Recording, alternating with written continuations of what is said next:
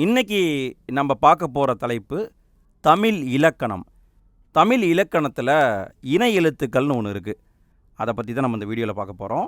இந்த டாப்பிக்கை பொறுத்த வரைக்கும் ரொம்ப சிம்பிளான டாபிக் தான். டிஎன்பிஎஸ்சியுடைய சிலபஸில் இருக்கிற டாபிக் தான். குரூப் 2 மற்றும் குரூப் 4 ரெண்டுலேயுமே இந்த டாபிக் இருக்குது. ஆனால் ரொம்ப சின்ன டாபிக் தான். இதிலிருந்து கேள்வியும் வந்திருக்கு. இப்போ நடந்த 2025 குரூப் 4 தேர்வு, அந்த தேர்வுலேயும் ஒரு கேள்வி கேட்டிருந்தாங்க. ஆனால் கொஞ்சம் டிஃப்ரெண்ட்டாக கேட்டிருந்தாங்க. ஸோ இந்த இணை எழுத்துக்கள்னால் என்ன, அதுக்குள்ளே என்ன இருக்குது அப்படிங்கிறத நம்ம டீட்டெயிலாக பார்க்க போகிறோம். இந்த வீடியோவை முழுமையாக பாருங்கள். வீடியோ முடியும் பொழுது நீங்களே ஃபீல் பண்ணுவீங்க எந்த அளவுக்கு சிம்பிளாக இருந்தது அப்படின்ட்டு. சரி, ஓகே, நம்ம வீடியோக்குள்ளே போகலாம். முதல்ல தமிழ் மொழியில் என்ன இருக்குது அப்படிங்கிறத ஃபஸ்ட்டு நம்ம பார்த்துடலாம். தமிழ் மொழியை பொறுத்த வரைக்கும் 5 வகையான இலக்கணங்கள் இருக்குது. இலக்கணம் அப்படின்னா ரூல்ஸ் அப்படின்னு சொல்லலாம். இப்படி தான் இருக்கணும் அப்படிங்கிறது தான் ரூல்ஸு. தமிழ் மொழியை பொறுத்த வரைக்கும் 5 வகையான இலக்கணங்கள் இருக்குது.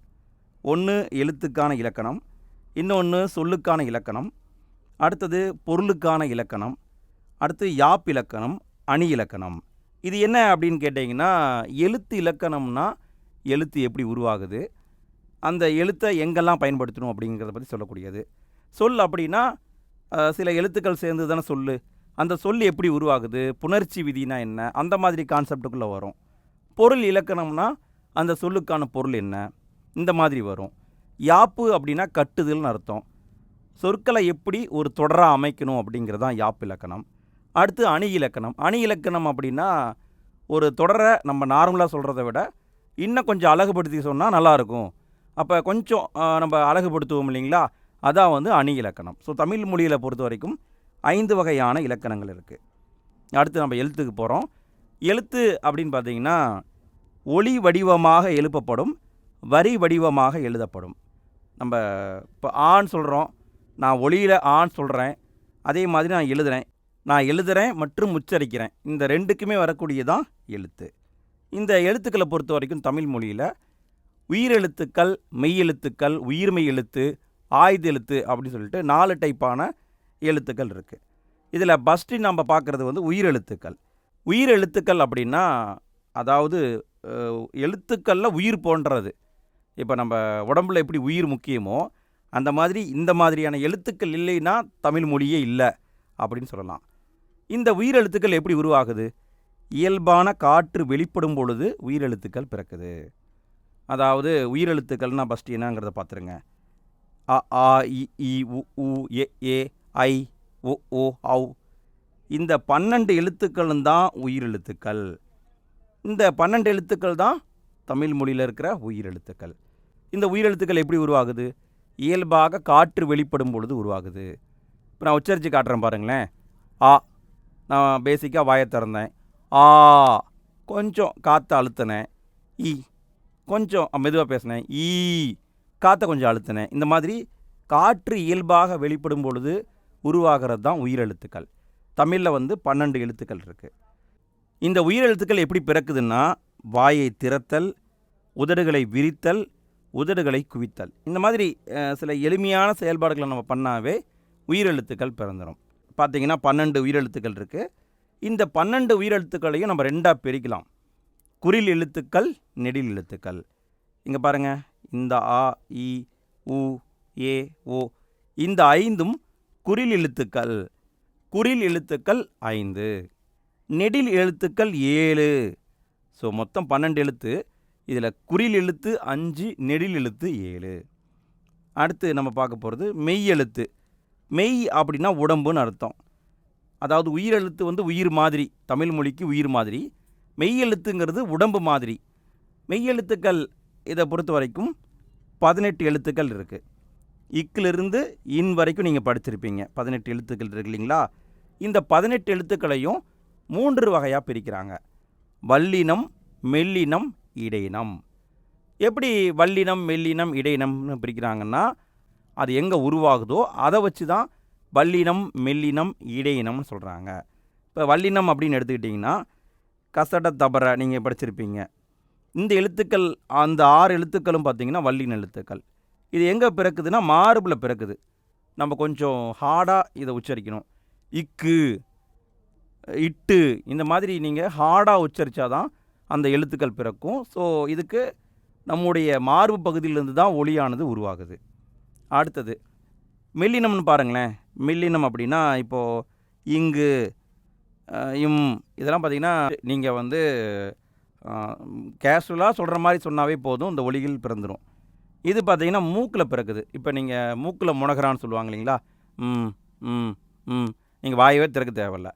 நீங்கள் இந்த மாதிரி உச்சரித்தாவே போதும், இந்த மெல்லின எழுத்துக்கள் உருவாயிரும். மெல்லின எழுத்துக்கள் 6 இருக்குது.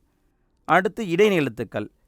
இந்த யரல வள்ளலன்னு சொல்லுவாங்க இல்லைங்களா, இந்த எழுத்துக்கள் 6 பார்த்திங்கன்னா இடைநிலை எழுத்துக்கள். இது எங்கே உருவாகுதுன்னா கழுத்தில் உருவாகுதுங்க. உருவாகும் இடம் முக்கியம். வல்லின எழுத்துக்கள் மார்பு, மெல்லின எழுத்துக்கள் மூக்கு, இடைநிலை எழுத்துக்கள் கழுத்து. இதையும் கேட்பாங்களான்னு கேட்டால் கண்டிப்பாக கேட்பார்கள்.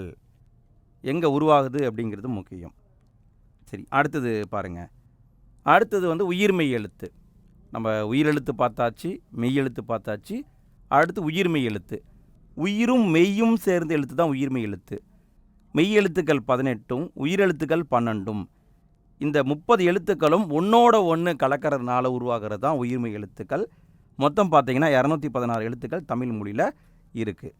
இதுலேயும் வந்து 2 டைப்பாக இருக்குது. உயிர்மெய் குறில், உயிர்மெய் நெடில். இங்கே பார்த்திங்கன்னா மெய் எழுத்தும் உயிர் குறிலும் சேர்ந்தால் உயிர்மெய் குறில், மெய் எழுத்தும் உயிர் நெடிலும் சேர்ந்தால் உயிர்மெய் நெடில். இப்படி உயிர்மெய் எழுத்துக்கள்லேயும் 2 வகை இருக்குது. அடுத்தது பார்த்திங்கன்னா ஆயுத எழுத்து. ஆயுத எழுத்து அப்படிங்கிறது தமிழ் மொழியில் இருக்கிற தனி எழுத்து அப்படின்னு தான் சொல்லணும். ஆயுத எழுத்து அப்படிங்கிறது இப்படி இந்த 3 புள்ளி கொண்ட மாதிரி இருக்கும். இதை வந்து முப்புள்ளி, முப்பார் புள்ளி, தனிநிலை, கேடயம், அக்கேனம் அந்த மாதிரிலாம் சொல்லுவாங்க. இதை பற்றி நம்ம தனியாக அடுத்த வகுப்பில் பார்க்கலாம். ஆயுத எழுத்து எங்கே உருவாகுதுன்னா தலையை இடமாக கொண்டு பிறக்குது. ஆயுத எழுத்து எங்கே உருவாகுது? தலையில் உருவாகுது. சரிங்களா, தலையில் உருவாகுது.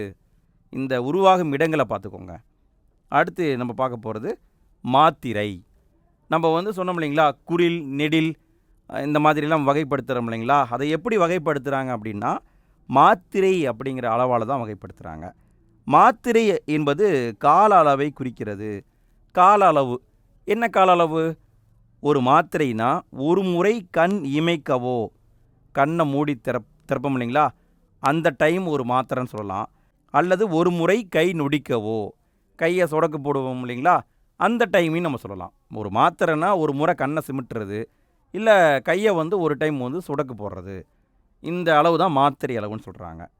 இந்த மாத்திரை அளவை பொறுத்த வரைக்கும் ஒவ்வொரு எழுத்துக்களுக்கும் வேறு வேறு இருக்கும். இப்போ குறில் அப்படி எழுத்துக்கள்னு எடுத்துட்டிங்கன்னா ஒரு மாத்திரை அளவு கொண்டது. நெடில் எழுத்துக்கள்னா 2 மாத்திரை, ஆயுத எழுத்துனா அரை மாத்திரை, மெய் எழுத்து அப்படின்னா அரை மாத்திரை. இது எல்லாமே முக்கியங்க, நல்லா பார்த்துக்கோங்க. குறில் எழுத்துனா 1 மாத்திரை, நெடில் எழுத்துனா 2 மாத்திரை, ஆயுத எழுத்துனா அரை மாத்திரை, மெய் எழுத்துனா அரை மாத்திரை. மாத்திரை அளவை வச்சும் கேட்பாங்க. அடுத்து நம்ம பார்க்க போகிறது இணை எழுத்துக்கள். இணை எழுத்துக்களில் முதல்ல மெய் எழுத்துக்களை நம்ம பார்த்துடலாம். புள்ளி வச்ச எழுத்துக்கள், அதில் இருக்கிற இணை எழுத்துக்களை பார்த்துடலாம். சரி, இணை எழுத்துக்கள்னால் என்ன? இணை எழுத்துக்களை நட்பு எழுத்துக்கள் அப்படின்னு சொல்லி இலக்கணம் சொல்லுது. இணை எழுத்துக்களுக்கு நட்பு எழுத்துக்கள் அப்படிங்கிற பேரும் இருக்குது. சில எழுத்துக்கள் பிறக்கிற இடம், அதுக்காக நம்ம போடுற முயற்சி, இது பார்த்திங்கன்னா ஒற்றுமையாக இருக்கும். நம்ம முன்னாடியே பார்த்தோம் இல்லைங்களா, அதாவது பார்த்திங்கன்னா வல்லினம், மெல்லினம், இடையினம் 3ம் வேறு வேறு இடங்களில் உருவாகுது. வல்லினம்னா மார்பு, இடையினம்னா கழுத்து, மெல்லினம்னா மூக்குன்னு நம்ம பார்த்தோம். ஆனால் இதுக்குள்ளேயே பார்த்திங்கன்னா சில எழுத்துக்கள் உச்சரிக்கப்படும் பொழுது அந்த பிறக்கும் இடத்துல வந்து ஒற்றுமை இருக்கிற மாதிரியே தோணும். அதைத்தான் இணை எழுத்துக்கள் அப்படின்னு சொல்கிறாங்க. இங்கே வந்து பார்த்திங்கன்னா தமிழ் மொழியில் எப்படி இருக்குது அப்படின்னா 6 வல்லின மெய் எழுத்துக்களுக்கு 6 மெல்லின எழுத்துக்கள் இணை எழுத்துக்களாக இருக்குது. வல்லினம், மெல்லினம் 2மே இணை எழுத்துக்களாக இருக்குது. நல்லா கவனிங்க. 6 வல்லின எழுத்துக்கள் இருக்கு இல்லைங்களா, நம்ம கசட தபரன்னு பார்த்தோம்ல, அதுக்கு மெல்லின எழுத்துக்கள் இணை எழுத்துக்களாக வரும். இதை கண்டிப்பாக கேட்பாங்களான்னு கேட்டால் கேட்பாங்க. இலக்கணத்துடைய ரூல்ஸையும் இப்போ கேட்க ஆரம்பிச்சிட்டாங்க. ஸோ ரூல்ஸும் முக்கியம். வல்லின எழுத்து, அதுக்கு இனமாக மெல்லின எழுத்து வரும். சரி, இது எப்படி ஒரு சொல்லில் வரும்? முதல்ல மெல்லின மெய் எழுத்து வரும், அதற்கு அடுத்து தான் வல்லின மெய் எழுத்து வரும். ஸோ ஃபஸ்ட்டு வர்றது மெல்லின எழுத்து, 2வது வர்றது வல்லின எழுத்து. இங்கே உதாரணத்தோடு பார்க்கலாம். இங்கே பாருங்களேன், இங்கு இக்கு இந்த 2 பேருமே இணை எழுத்துக்கள். இது பாருங்கள், இது வந்து மெல்லின எழுத்து, இது பாருங்கள் வல்லின எழுத்து. அதே மாதிரி இன்ச்சு இது பார்த்திங்கன்னா மெல்லின எழுத்து, இச்சு அப்படிங்கிறது பார்த்திங்கன்னா வல்லின எழுத்து. ஸோ 2 பேருமே நட்பெழுத்துக்கள், இணை எழுத்துக்கள். அடுத்து பாருங்கள், இது வந்து இன், இது பாருங்கள் இட்டு, இது மெல்லின எழுத்து, இது வந்து பார்த்திங்கன்னா வல்லின எழுத்து. ஸோ இந்த மாதிரி சரிங்களா, இந்த எழுத்தில் எதுக்கு எது ஜோடி வரும் அப்படிங்கிறது முக்கியம். கண்டிப்பாக கேட்பாங்க, எதுக்கு எது ஜோடி, அதை வச்சு தான் இப்போ ஒரு கேள்வியுமே வந்திருக்கு. இங்கு அதுக்கு வந்து இக்கு வரும், இன்ச்சு அதுக்கு வந்து இச்சு வரும், இன்னு அதுக்கு வந்து இட்டு வரும், இந்து இதுக்கு வந்து இத்து வரும், இம்மு இதுக்கு வந்து இப்பு வரும், இன் இதுக்கு வந்து இது வந்து வரும். ஸோ இதை வந்து நீங்கள் கண்டிப்பாக மனப்பாடம் பண்ணித்தான் ஆகணும். எதுக்கு எது வரும் அப்படிங்கிறது முக்கியம். இப்போ தமிழில் இருக்கிற சொற்களை பாருங்களேன். திங்கள் இதில் பாருங்கள், இங்கு அப்படிங்கிறது மெல்லின எழுத்து, கா என்பது வல்லின எழுத்து. ஸோ ஃபஸ்ட்டு மெல்லின எழுத்து வரும், அதுக்கு அடுத்து வல்லின எழுத்து வரும். அடுத்து பாருங்கள் மஞ்சள், இஞ்சி சா இந்த 2 பேருமே பார்த்திங்கன்னா நட்பெழுத்துக்கள். இது வந்து மெல்லின எழுத்து, இது வந்து வல்லின எழுத்து. மண்டபம் இதில் பாருங்கள், இன் மெல்லின எழுத்து, டா வந்து வல்லின எழுத்து. சந்தனம் பாருங்கள், இந்து தா. அம்பு இம் பா, அதாவது பாவரிசி தானே பூவும். அடுத்து பாருங்கள் தென்றல் இன் ரா. ஸோ இந்த மாதிரி பார்த்திங்கன்னா முதல்ல மெல்லின எழுத்து வரும், அதற்கு அடுத்து வல்லின எழுத்து வரும். இப்படி பார்க்கும்போது தமிழ் மொழியில் முதல்ல மெல்லின எழுத்து தான் வரும், அப்புறம்தான் வல்லின எழுத்து வரும். அடுத்து இடையின எழுத்துன்னு ஒரு கேட்டகரி இருக்குது இல்லைங்களா, நம்ம பார்த்துருப்போம். யரல பலலன்னு சொல்லுவோம் இல்லைங்களா. இந்த எழுத்துக்கெல்லாம் பார்த்திங்கன்னா அவங்கெல்லாம் ஒரே இனம், இவங்க வந்து தனியாக வேறு யாரு கூடயும் சேர மாட்டாங்க. ஸோ இடையின எழுத்துக்கள் ஆறும் ஒரே இனமாகும். இது முக்கியம், பார்த்துக்கோங்க. இது வரைக்கும் நம்ம பார்த்தது வந்து மெய் எழுத்துக்களில் இருக்கிற இணை எழுத்துக்களை பார்த்தோம். மெய் எழுத்துக்களில் பொறுத்த வரைக்கும் 3 டைப் இருக்குது: வல்லினம், மெல்லினம், இடையினம். வல்லினமும் மெல்லினமும் ஜோடி, இடையினம் தனியாக ஒரு ஜோடி. அடுத்தது உயிரில் வந்து இருக்கிற இணை எழுத்துக்களை நம்ம பார்க்க போகிறோம். உயிர் எழுத்துக்கள் நம்ம பார்த்தோம் இல்லைங்களா, 12 எழுத்து இருக்குது, அ ஆ இ ஊன்ட்டு. அதுலேயும் பார்த்தீங்கன்னா இணை எழுத்துக்கள் இருக்குது. உயிர் எழுத்துக்களில் குறிலுக்கு நெடிலும் நெடிலுக்கு குறிலும் இணை எழுத்தாக வரும்.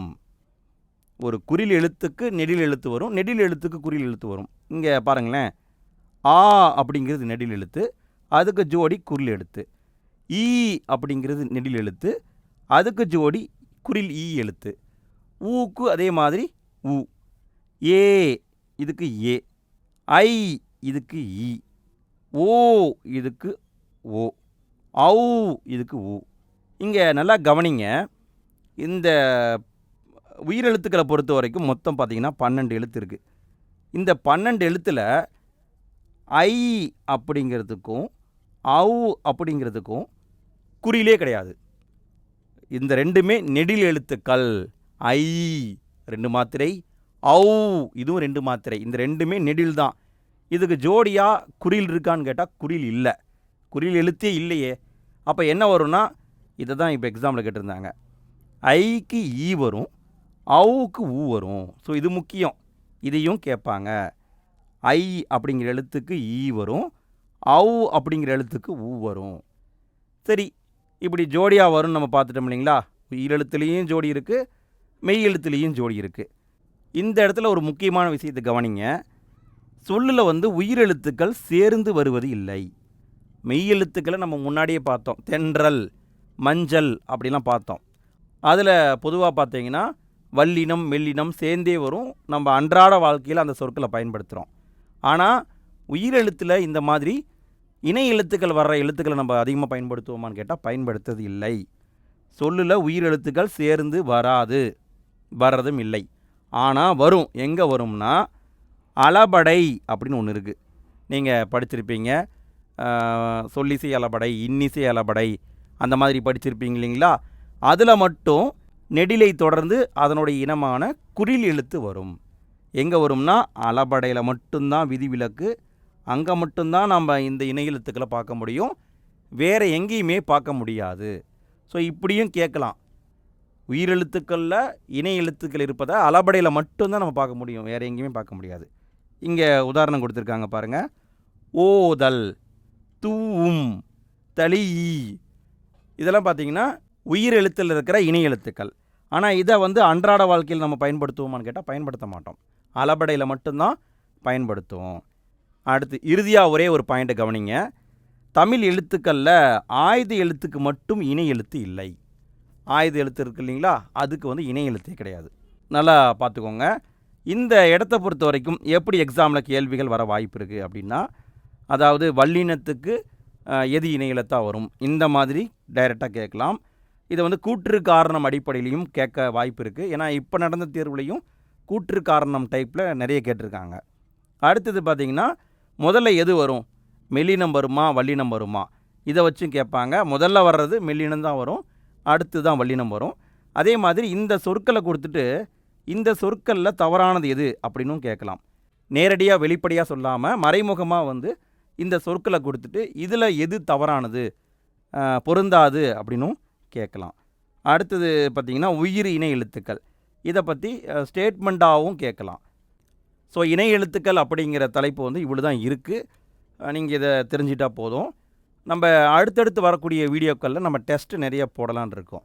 அப்போது வந்து நம்ம இதிலிருந்து கேள்வி வந்தால் எப்படி வர வாய்ப்பு இருக்குது அப்படிங்கிறத எடுத்து நம்ம ஃப்யூச்சரில் வீடியோவாக போடும் பொழுது நம்ம கேள்வியாக கேட்கலாம்.